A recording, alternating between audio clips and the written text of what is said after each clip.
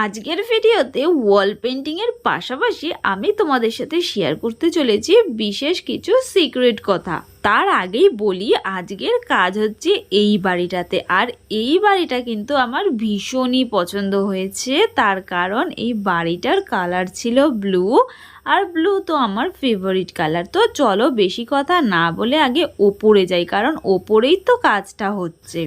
এই হলো আমার আজকের কাজ। কথায় কথায় এটাই বলতে ভুলে গেছি যে আজকে আমি রয়েছি বামনগাছি। এই অর্ডারটা আমি পেয়েছি আমার একজন ফেসবুক ফ্রেন্ডের কাছ থেকে। তো যাই হোক, এবার আসল কথায় আসা যায়। প্রায় প্রত্যেকটা বাড়িতেই কি হয়, আমাদের যেই কাজটা দেওয়া হয় তার থেকে এক্সট্রা কিছু কাজ আর কি করে দিতে হয়। বাট এই বাড়িটাতে কিন্তু এক্সট্রা বলতে অনেকটা বেশি এক্সট্রা ছিল, তো সেটা আমি তোমাদের দেখাবো। প্রথমে এই বাড়িটাতে যেটা বলা ছিল সেটা হচ্ছে দুই পাশে দুটো গৌরনিতাই আঁকতে হবে, আর হয়তো কিছু ফুল অ্যাড করা যেতে পারে। তো আমি বলছি ঠিক আছে, কোনো অসুবিধা নেই। তো তারপরে দেখো আমি এর নিচে পদ্ম ফুল অ্যাড করছি, সেটা আমি তোমাদের পরে দেখাচ্ছি। আসলে ব্যাপারটা হলো, তোমরা যারা যারা ভাবো যে আমাদের মানে আর্টিস্টদের আগে থেকে ছবি দেয়া হয়ে থাকে আর তারপরে সেই ছবিটা নিয়ে তারা বাড়িতে ভাবনা চিন্তা করে পরের দিন এসে ছবিটা শুরু করে, তাহলে কিন্তু তারা একদমই ভুল ভাবো। মাঝে মাঝে তো এমনও হয়, ধরো এমন অনেক বাড়ি আছে যেখান থেকে ডিজাইন তারা সিলেক্ট করে রাখে না।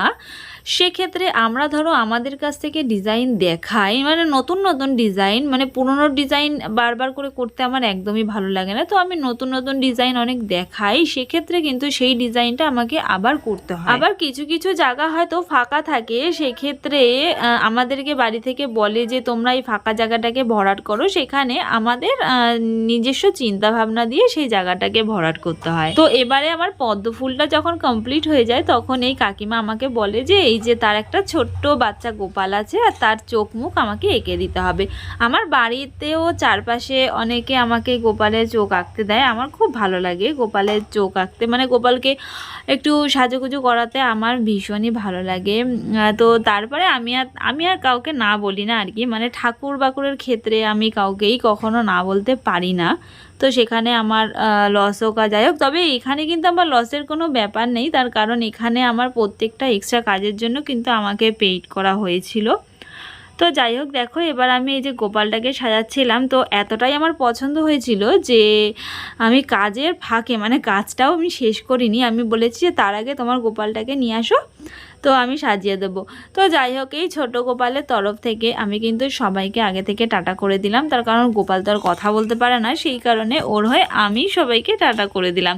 তো গোপালের ফেসটা কিন্তু এখন অনেক সুন্দর লাগছে, অনেক কিউট লাগছে, এমনিতেও গোপালকে দেখতে সুন্দর, তো তারপরে সাজানোর পরে আরও বেশি সুন্দর লাগে। এরপরে আমি ফিরে গেলাম আমার কাজে। তো এখন দেখো যেটা বলছিলাম যে এক্সট্রা কি কি অ্যাড করা হয়েছে, তারপরে এখানে বললো যে নিচটা ফাঁকা লাগছিল বলে কলা গাছ, আমার অবশ্য বাড়ি থেকে বলে দিয়েছে, আমরা নিজেরা ডিসাইড করিনি, বাড়ি থেকেই বলেছে যে কলা গাছ আর ঘট, আর ঘটের ওপর ডাব, যেটা মানে মন্দিরে দেখা যায় আর কি। তো মন্দিরে কিন্তু এই ঘট আর কলা গাছ দেখতে খুবই সুন্দর লাগে, সেই কারণে এরকম একটা পেন্টিং করার কথা বলা হয়, যে ছবিটাও আমাদেরকে দিয়েই দেওয়া হয়েছিল।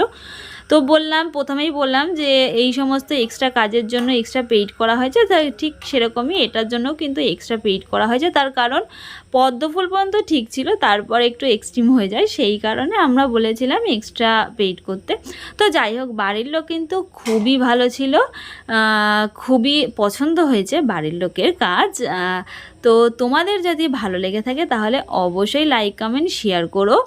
আবারও আসবো একটা নতুন ওয়াল পেন্টিং নিয়ে। টাটা।